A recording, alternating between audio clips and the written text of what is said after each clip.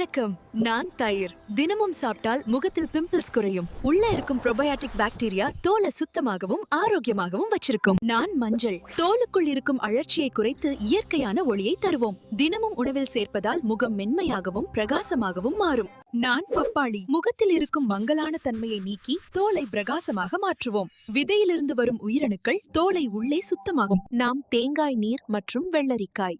தோலை உள்ளிருந்து ஈரமாக வைத்திருப்போம். இதனால் முகம் எப்போதும் குளிர்ச்சியாக தோன்றும். நாம் பாதாம் மற்றும் அக்ரூட். தோலுக்கு தேவையான வைட்டமின் இ மற்றும் நல்ல கொழுப்புகளை தருவோம். நாம் ஆரஞ்சு, கொய்யா மற்றும் மாதுளை.